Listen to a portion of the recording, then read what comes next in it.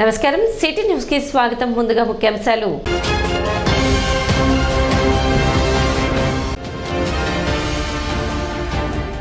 October కల్లా Tenali dumping yard తరలింపు పనులు ప్రారంభించాలి.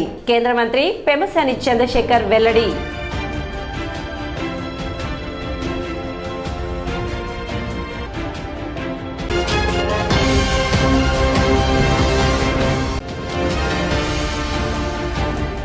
కూటమి పాలన ద్వారా రాష్ట్రంలోని బ్రాహ్మణులకు న్యాయం జరుగుతుంది.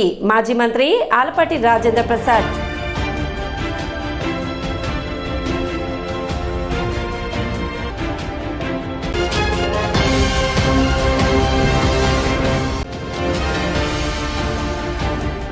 యూటీఎఫ్ స్వర్ణోత్సవ వేడుకల్లో భాగంగా జెండా ఆవిష్కరణ నిర్వహించిన యూటీఎఫ్ నాయకులు.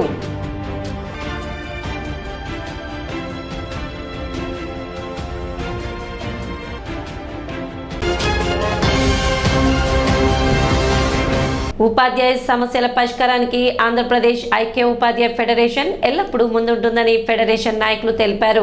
శనివారం పట్టణంలో ఆంధ్రప్రదేశ్ ఐక్య ఉపాధ్యాయ ఫెడరేషన్ స్వర్ణోత్సవ వేడుకలు నిర్వహించారు. ఈ సందర్భంగా పట్టణ మార్కెట్ ప్రాంతంలోని మున్సిపల్ కార్యాలయం ఎదురుగా యూటీఎఫ్ జెండా ఆవిష్కరణ చేపట్టారు. యూటీఎఫ్ ఆవిర్భావం నుండి నేటి వరకు యూటీఎఫ్ జెండాను రెపరెపలాడించి జెండా యొక్క కీర్తి ప్రతిష్టలు పెంచిన ఎందరో మహనీయులను స్మరించుకోవడం జరిగిందని, ఈ జెండా నీడన ఉపాధ్యాయ హక్కులను సంధించుకుంటూ సమస్యలను పరిష్కరించుకుంటూ ముందుకు సాగుతుందని, రానున్న కాలంలో హక్కుల కోసం యూటీఎఫ్ పక్షాన పోరాడతామని ఫెడరేషన్ సభ్యులు తెలిపారు. కార్యక్రమంలో సంఘ గౌరవ అధ్యక్షులు డివిఆర్ ప్రసాద్, యూటీఎఫ్ రాష్ట్ర కౌన్సిలర్ బసవేశ్వరరావు, షేక్ అహ్మద్ హుసేన్, గేరా ప్రసన్నత్ కుమార్, కోటి సుందర్రావు, ప్రదీప్ చంద్, నాగేంద్రబాబు, శ్రీనివాసరావు తదితరులు పాల్గొన్నారు. ఆంధ్రప్రదేశ్ ఐక్య ఉపాధ్యాయ ఫెడరేషన్ 50వ జన్మదినం పురస్కరించుకుని ఈరోజు తెనాలి పట్టణంలో మున్సిపల్ కార్యాలయం వద్ద యూటీఎఫ్ పతాకాన్ని ఆవిష్కరించుకోవడం జరిగింది. ఈ సందర్భంగా యూటీఎఫ్ ఆవిర్భావం నుండి ఈరోజు వరకు కూడా యూటీఎఫ్ పతాకాన్ని కీర్తిని రెపరెపలాడిస్తున్నటువంటి ఆడించినటువంటి మన మహానుభావులందరూ కీర్తిశేషులు, అమరవీరులు అందరినీ కూడా ఈ సందర్భంగా స్మరించుకుంటూ, మరి ఈ జెండా నీడన ఉపాధ్యాయ లోకమంతా కూడా ఎంతో ఆనందంగా హక్కులను సాధించుకుంటూ ఈ యూటీఎఫ్ జెండాని మరింత ముందుకి తీసుకెళ్తున్నందుకు మాకందరికీ కూడాను ఎంతో ఆనందంగా ఉంది.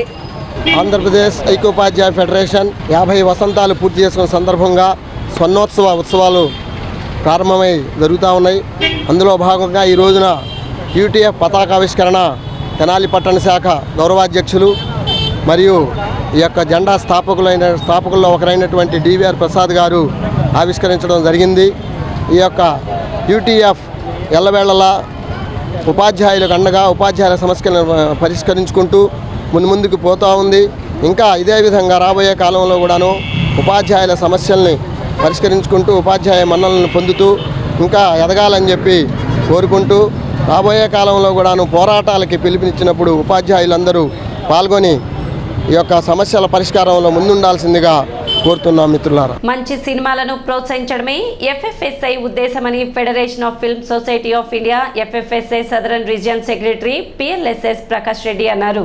రాబోయే సంవత్సర కాలంలో తలపెట్టిన కార్యక్రమాలపై సమీక్షను నిర్వహించేందుకు Tenali cultural film society Tenali కార్యాలయానికి విచ్చేసిన ఆయన పలు విషయాలను పాత్రికేయ మిత్రులతో పంచుకున్నారు. దేశ విదేశాల నుంచి సినిమాలను ఎంపిక చేసుకుని భారతదేశ వ్యాప్తంగా ఫిల్మ్ ఫెస్టివల్స్ లో వాటిని ప్రదర్శించడం, ప్రముఖ సినిమా ప్రముఖులను రప్పించి వారితో సాధారణ ప్రేక్షకులు, బాలలు చర్చలు జరిపేందుకు, వివరాలను తెలుసుకునేందుకు, సందేహాలను నివృత్తి చేసుకునేందుకు, అభిప్రాయాలు తెలియజేసేందుకు ఓపెన్ ఫోరం పేరుతో సమీక్ష సమావేశాలు ఏర్పాటు చేయడం, ఫిల్మ్ అప్రిసియేషన్ కోర్సెస్ ను 2-3 రోజుల పాటు నిర్వహించడం, షార్ట్ ఫిల్మ్, డాక్యుమెంటరీ ఫిల్మ్ తీసే విధానం, అలాగే వాటిని ప్రోత్సహించేందుకు తీసుకునే పద్ధతులను తెలియచేయటం, పెద్ద నగరాలే కాకుండా చిన్న పట్టణాలలో కూడా ఫిల్మ్ క్లబ్స్ ను ఏర్పాటు ఏర్పాటు చేసి ప్రోత్సహించి ఆరోగ్యకరమైన సినిమాను సమాజానికి మంచి సందేశాన్ని అందించే సినిమాలను నిర్మాతలు అందించేలా కార్యాచరణ రూపుదిద్దుకోవడం వంటి అంశాలను ఆధారంగా చేసుకుని ఫిల్మ్ సొసైటీ ఆఫ్ ఇండియా పనిచేస్తుందని BHSS ప్రకాష్ రెడ్డి తెలిపారు. ఈ నెల ఆగస్టు 31 మరియు సెప్టెంబర్ 1న పూణేలో జాతీయ స్థాయి ఫిల్మ్ సొసైటీ సమావేశం జరగనున్న సందర్భంగా స్థానికంగా పనిచేస్తున్న ఫిల్మ్ సొసైటీలను కలిసి కొత్త ప్రణాళికలు రూపొందించే కార్యక్రమంలో భాగంగా తెనాలి కల్చరల్ ఫిల్మ్ సొసైటీ సభ్యులను సెక్రటరీ బొల్లిముంత కృష్ణ కలవడం జరిగిందని, ఈ నెల నుండి తెనాలిలో ప్రతి మాసంలో 2 దేశ విదేశ చిత్రాలను ప్రదర్శించాలని, అలాగే నవంబర్ మాసంలో 3 రోజుల పాటు అంతర్జాతీయ చలనచిత్రోత్సవాలను జరుపుకోవాలని, ప్రత్యేకించి విద్యార్థులకు సినిమాపై అవగాహన కల్పించేందుకు షార్ట్ ఫిల్మ్ తీసే మెలకువలను నేర్పేందుకు వర్క్ షాప్స్ నిర్వహించాలని నిర్ణయం తీసుకున్నామని, దానికి కావాల్సిన సినిమాలు ప్రణాళిక FFSI సదరన్ రీజియన్ తోడ్పాటు అందించడానికి సిద్ధంగా ఉందని ప్రకాష్ రెడ్డి తెలిపారు. ఈ సమావేశంలో అనేక అంతర్జాతీయ ఫిల్మ్ ఫెస్టివల్ నిర్వహణలో ప్రముఖ పాత్ర వహిస్తూ ఫిల్మ్ సొసైటీలను ప్రోత్సహిస్తూ మంచి సినిమాలు ప్రజలకు అందుబాటులోకి తీసుకువస్తూ అవిరళ కృషి చేస్తున్న ప్రకాష్ రెడ్డిని అభినందిస్తూ సత్కరించారు. ఆ సినిమాల ద్వారా మంచిని 10 మందికి ఎలా మనం స్ప్రెడ్ చేయాలి, డిస్ట్రిబ్యూట్ చేయాలి అనేది ఇక్కడ మెయిన్ దృక్పథంగా పెట్టుకున్నారు ఈ సొసైటీస్ వారు. మంచి సినిమాలు ప్రజలకి అందుబాటులో తీసుకురావాలి, ప్రత్యేకించి చిన్నారుడికి తీసుకురావాలి. ఇది వాళ్ళ యొక్క ముఖ్య ఉద్దేశం. పిల్లల యొక్క సినిమాలకు కూడా ప్రాధాన్యత ఇచ్చేలాగా వీళ్ళు దాన్ని ఒక ఉద్యమాలాగా చేపడతా ఉన్నారు. ఇప్పుడు వచ్చే సినిమాలను చూస్తున్నాం, కమర్షియల్ ఆస్పెక్ట్స్లో సినిమాలు వస్తూ ఉంటాయి. అంటే లాభార్జన కోసం ధనం పెట్టుబడి పెడతారు, ఇన్ని కోట్లని, అన్ని కోట్లకి రెట్టింపు డబ్బులు రావాలంటే ఉద్దేశంతో సినిమాలు తీస్తూ ఉన్నారు. Okay, it's one aspect. అయితే సమాజంలో మరి పిల్లల యొక్క పాత్ర కూడా చాలా ఉందని గమనించాలి. మరి వారి చిన్న మనసుల్లో మరి మంచి సినిమాలు కనుక చూసినట్లయితే, అంటే పిల్లల ద్వారా సామాజిక సమస్యలు ఎలా ఉంటాయి, వాటి సమస్యను ఎలా సాల్వ్ చేసుకోవాలి, అలాగే తోటి మనుషుల యొక్క ప్రవర్తన ఎలా ఉంటుంది, వాటిని మనం ఎలా సాల్వ్ చేసుకోవాలి, క్లైమాటిక్ కండిషన్స్ వాతావరణంలో మార్పులు ఎలా వస్తాయి, వాటిని మనం ఎలా సర్దుబాటు చేసుకోవాలి, అలాగే మనతో పాటు రకరకాల ప్రాణులు ఉంటాయి, జీవులు ఉంటాయి, వాటన్నిటిని కూడా మనం ఎలా సంరక్షించుకోవాలి. ఇలా వేరు వేరు ఐడియాస్తో మరి పిల్లల మనసులు బాగా వికసించేలాగా సినిమాలు తీసుకురావాలి అనేది కూడా ఈ FFSI యొక్క ఉద్దేశం. తెనాలి మీరు ఏది అడిగినా ఎప్పుడు అడిగినా కూడా తెనాలి వాళ్ళు నో అనరు, అన్నీ మేము చేస్తామండి మీకు అని అంటారు. దానికి వాళ్ళకి కావాల్సిన సపోర్ట్ కూడా మా తరఫు నుంచి ఉంటా ఉంటుంది. అలాగే ఓపెన్ ఫోరం అనేది ఒకటి జరుగుతుంది. దాంట్లో ఏంటి ఇంటరాక్షన్ విత్ ద డైరెక్టర్స్ కానీ ప్రొడ్యూసర్స్ కానీ ఉంటుంది. అది గోవాలో జరుగుతూ ఉంటుంది ఎప్పుడూ. ఇంకోటి కూడా ఫిల్మ్ అప్రిసియేషన్ కోర్స్ అనేది ఒకటి ఉంటుంది. ఎందుకంటే ఫ్యాకల్టీ మెంబర్స్ని తీసుకొస్తాము. ఒక 2 days 3 days అట్లా ఉంటుంది. వాళ్ళని తీసుకొచ్చి చేద్దామని ఒక ప్లాన్ ఉంది. నవంబర్ కానీ డిసెంబర్ కానీ ఒక 3 days ఫిల్మ్ అప్రిసియేషన్ కోర్స్.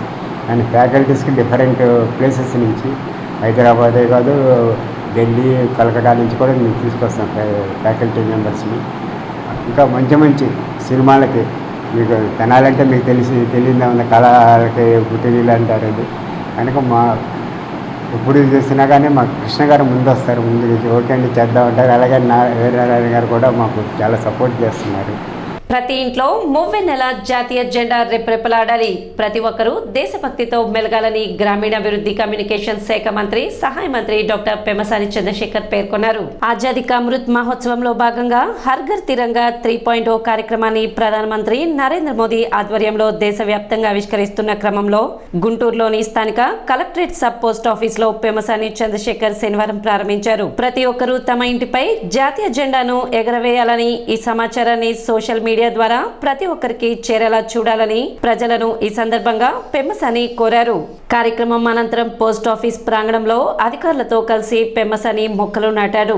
ఈ సందర్భంగా పోస్ట్ ఆఫీస్ అధికారులు మాట్లాడుతూ సంబంధిత అన్ని పోస్ట్ ఆఫీసుల్లో జాతీయ జెండాలను కొనుగోలు నిమిత్తం అందుబాటులో ఉంచుతున్నామని తెలిపారు.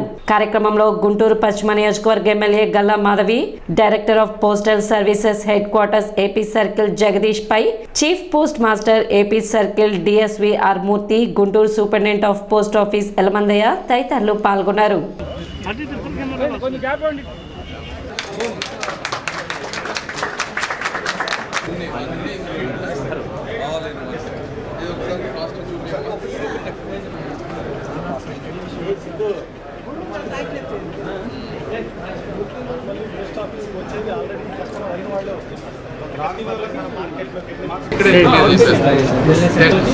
మెడిసిన్ కూడా ఇక్కడే ఇచ్చారు. ప్రతి ఇంట్లో జాతీయ జెండా ఎగరాలనేది భారతదేశ ప్రభుత్వ లక్ష్యం. దీనివల్ల ప్రజలందరికీ కూడా దేశం మీద ప్రేమ పెరుగుతుంది, ఒక పేట్రియాటిజం బిల్డ్ అవుతుంది. ఆ ఉద్దేశంతో పోస్ట్ ఆఫీసులో 25 రూపాయలు, అంటే బయట 100 రూపాయలు విలువ చేసేటువంటి జాతీయ జెండాని 25 రూపాయలకే భారతదేశ ప్రభుత్వం తీసుకొస్తుంది.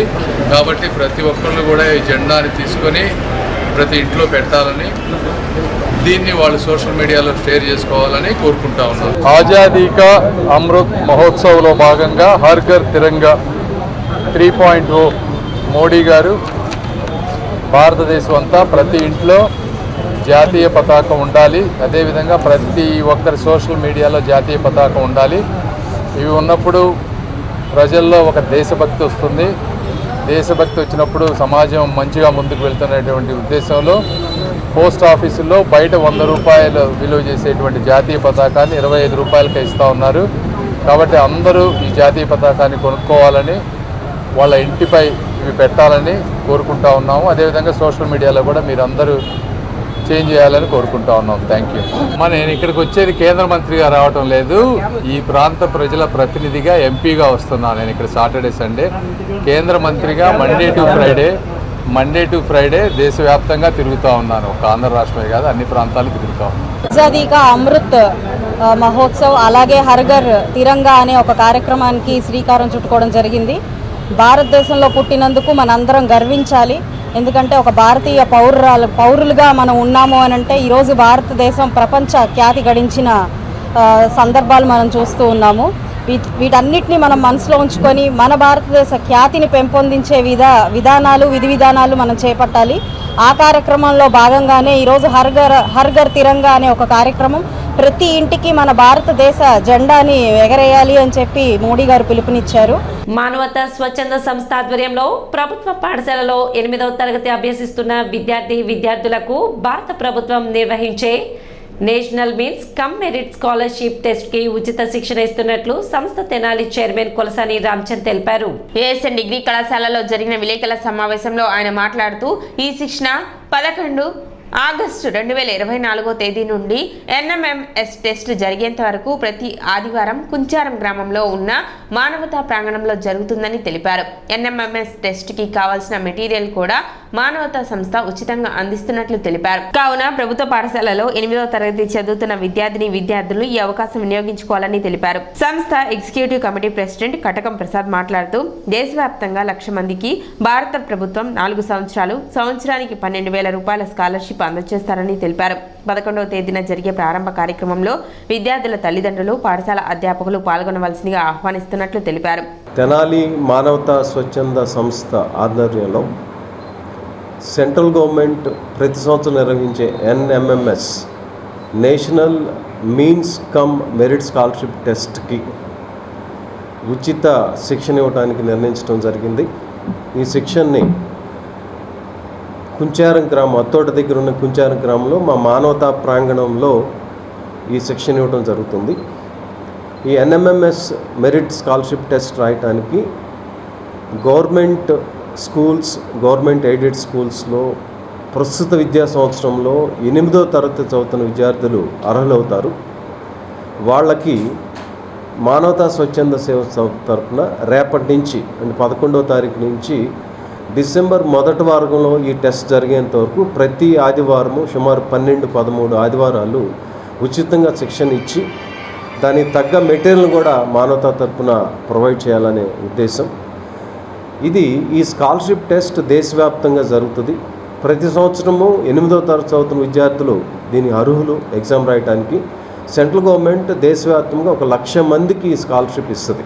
ఈ స్కాలర్షిప్ టెస్ట్లో క్వాలిఫై అయితే కనుక మెరిట్ బేసిస్ మీద 9, 10 first year inter, second year inter, అంటే వచ్చే 4 సంవత్సరాలకి వాళ్ళకి సంవత్సరానికి 12,000 రూపాయల చొప్పున సెంట్రల్ గవర్నమెంట్ స్కాలర్షిప్ అందజేయడం జరుగుతుంది. కార్యక్రమంలో convener T Srinivasababu, vice president Parmi Srinivas, secretary P Venkat, joint secretary D Somayya Sastri, director committee member CH Sambasivarao పాల్గొన్నారు. తెనాలి మానవతా సంస్థ ద్వారా రేపటి నుంచి సెంట్రల్ గవర్నమెంట్ స్కీమ్ అయిన NMMS ద్వారా ఎగ్జామ్ సెంట్రల్ గవర్నమెంట్ కండక్ట్ చేస్తుంది. ఆ ఎగ్జామ్కి 8వ తరగతి ప్రస్తుతం చదువుతున్న గవర్నమెంట్ స్కూళ్ళు, ఎయిడెడ్ స్కూల్లో చదివే పిల్లలు మాత్రమే అర్హులు. వారు ఈ అవకాశాన్ని సద్వినియోగం చేసుకొని సెంట్రల్ గవర్నమెంట్ స్కీమ్ ద్వారా దేశవ్యాప్తంగా 1,00,000 మంది విద్యార్థులకు ప్రతి సంవత్సరం స్కాలర్షిప్ని అనౌన్స్ చేశారు. అది ప్రతి సంవత్సరం 12,000 రూపాయలు ఒక్కొక్క విద్యార్థికి ఇవ్వడానికి సెంట్రల్ గవర్నమెంట్ ఈ స్కీము ద్వారా పిల్లలకి ప్రోత్సాహంగా ఇవ్వడానికి ఇస్తున్నారు. దాన్ని ప్రతి ఒక్కళ్ళు ఈ ఎగ్జామ్ రాసి దాంట్లో టాలెంట్ నిరూపించుకుని ఈ 12,000 రూపాయలు నగదు పురస్కారం అందుకోవడానికి అర్హులు అవుతారు. తెనాలి శివార్లలోని డంపింగ్ యార్డ్ నుండి ఉత్పన్నమవుతున్న దుర్గంధం వల్ల స్థానికులు తీవ్రంగా ఇబ్బంది పడుతున్నారు. రోడ్లపై పడేస్తున్న చెత్త, బోండాలు వంటి వ్యర్థాల కారణంగా యాక్సిడెంట్లు అవుతున్నాయి. అక్టోబర్ కల్లా ఆ డంపింగ్ యార్డ్ తొలగింపు చర్యలు ప్రారంభించాల్సిందే అని గ్రామీణ అభివృద్ధి కమ్యూనికేషన్ శాఖ కేంద్ర సహాయ మంత్రి డాక్టర్ పెమ్మసాని చంద్రశేఖర్ తెలిపారు. పెమ్మసాని ఆయన నివాసంలో తెనాలి మున్సిపల్ కమిషనర్ బండి శేషన్న శనివారం వచ్చి కలిశారు. ఈ సందర్భంగా తెనాలి ప్రధాన సమస్యల్లో భాగంగా పెమ్మసాని మాట్లాడుతూ డంపింగ్ యార్డ్ సెగ్రిగేషన్ తరలింపు అంశాలపై వివరాలు అడిగి తెలుసుకున్నారు. డంపింగ్ యార్డుకు ఆనుకొని ఉన్న రోడ్లపై చెత్త వేయకుండా నోటీసు బోర్డులు ఏర్పాటు చేయించాలని, భద్రతా పరంగా స్థానిక వార్డు కౌన్సిలర్లను వాలంటీర్లుగా బాధ్యత తీసుకునేలా సంప్రదించాలని ఈ సందర్భంగా పెమ్మసాని సూచించారు. అలాగే తెనాలి పట్టణాన్ని సుందరీకరణ చేసేందుకు గల ప్రతిపాదనలు సిద్ధం చేయాలని ఆదేశించారు. గ్రీనరీ, ప్లాంటేషన్ తదితర బ్యూటిఫికేషన్ కార్యక్రమాలను త్వరితగతిన చేపట్టాలని కమిషనర్కు స్పష్టం చేశారు. ఏదైనా సమస్య ఉంటే వెంటనే తెలియజేయాలని, కానీ పనులు మాత్రం ఆలస్యం కాకుండా చూడాలని తెలిపారు. అనంతరం కమిషనర్ మాట్లాడుతూ సెప్టెంబర్ లోపు టెండర్ల దశను పూర్తి చేయించి అక్టోబర్ మొదటి వారంలో యార్డు పనులు ప్రారంభిస్తామని చెప్పారు. ఇప్పుడు ఒక చిన్న విరామం.